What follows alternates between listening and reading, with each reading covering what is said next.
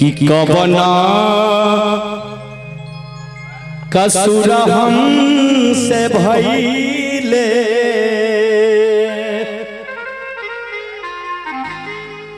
जब किसी को किसी से प्यार हो जाता है, प्रेम हो जाता है, अगर दोनों प्रेमी अगर बिछड़ जाते हैं तो किसी को याद आता है।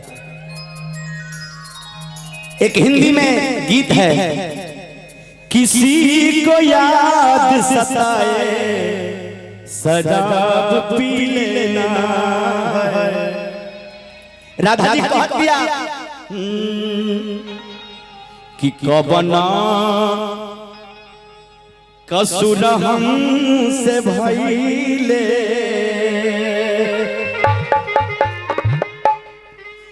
कवना कसुर हमसे भइले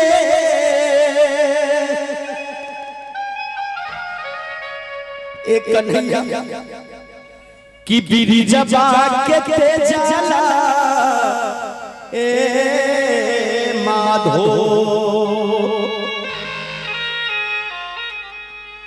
सुधा बुधा सब बिसरावला। हम का कही, हमसे नहीं कहल जा। सुधा बुधा सब बिसरावले खबरियो न लिहाला ए माधो सुधा बुधा सब बिसरावला सुधा बुधा सब बिसरावला खबरियो न लिहाला ए माधो कवना कसुर हमसे भइले कवना कसुर हमसे भइले बिरिजबा के तेज जला ए माधो सुधा बुधा सब बिसरावले सुधा बुधा सब बिसरावले सुधियो न लिहाला ए माधो सुधा बुधा सब बिसरावला सुधा बुधा सब बिसरावला खबरियो न लिहाला ए माधो।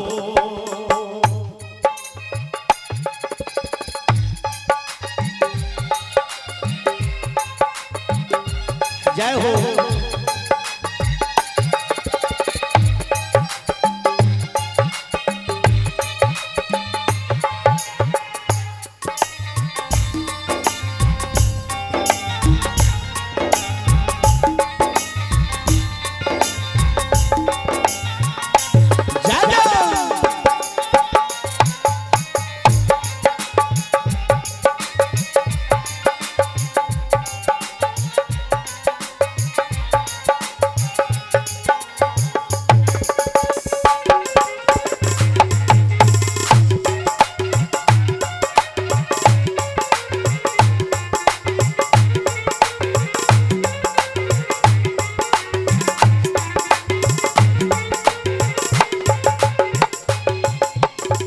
राधा जी कह दिया रही जे जल के मछलिया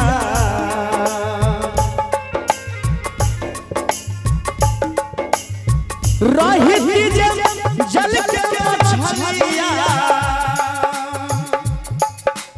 एक कन्हैया अगर जो हम जल के मछली रहती तो सुनो रही जे जल के मछलिया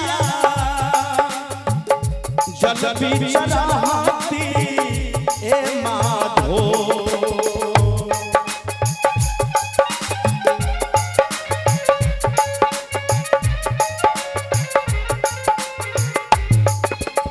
रही जल के मछलिया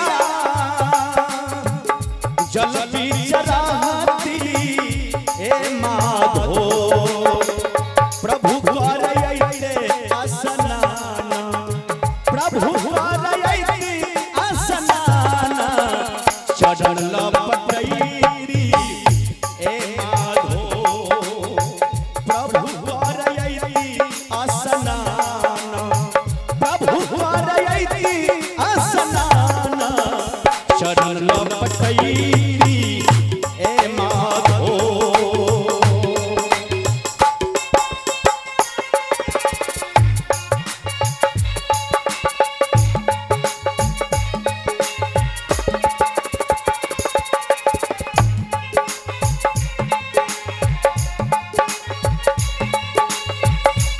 हाय हाय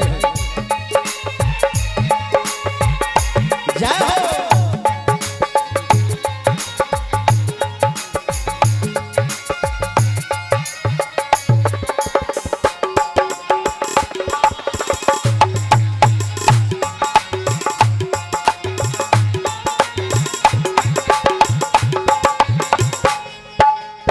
रही जे बन के कोयलिया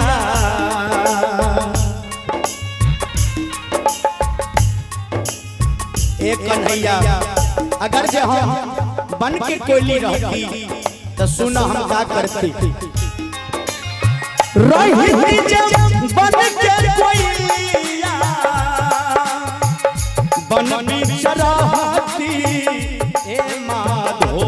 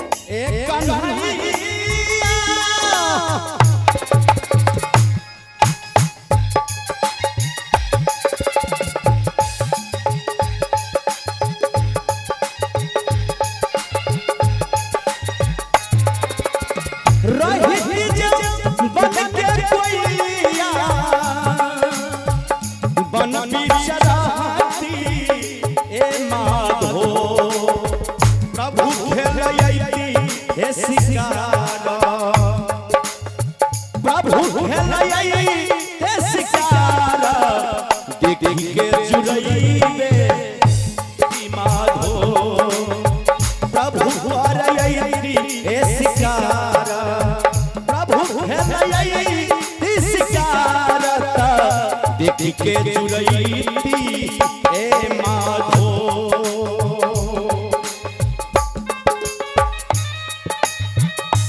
हाय हाय हाय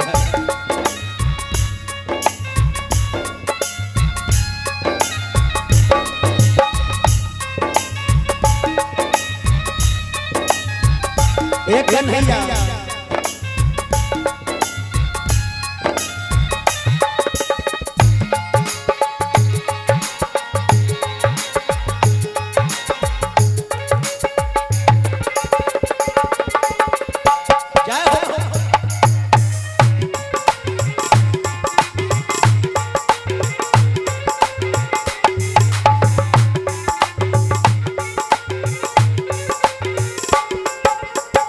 अंत में राधा जी कहत दिया कन्हैया जी से जे एक कान्हा ए छलिया ए माखन छोर रही जे बन के जोगिनिया दुनिया रमैती ए माधो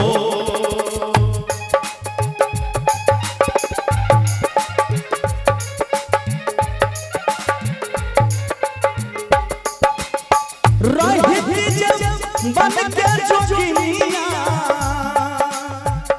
दुनिया रमैती ए माधो जोगवा से प्रभु के रिझैती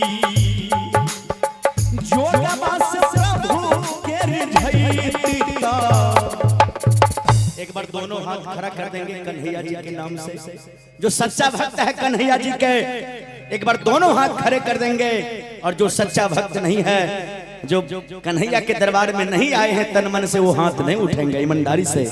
और ताली बजा के कहना, सभी हाथ नीचे नहीं करेंगे, दोनों हाथ खड़े करके हमारे माए बहना, चाची लोग, भौजी लोग, और चाचा लोग, दादा लोग, भैया लोग, अब बाबू लोग, छोटका छोटका जनवरी फरवरी तू ताली बजाई हो।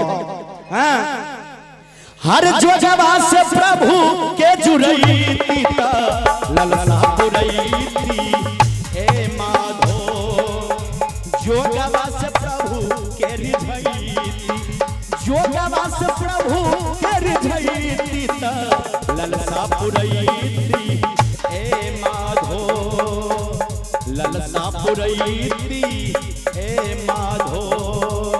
कबन कब सुर हमसे भइले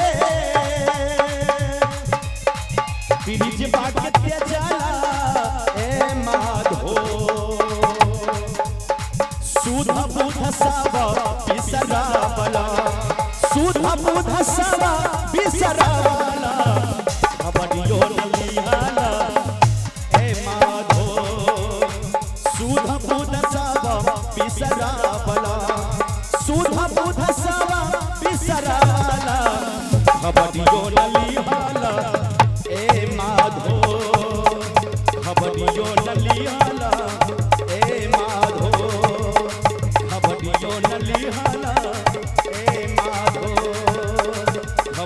कहियो न लिहाना ए माधो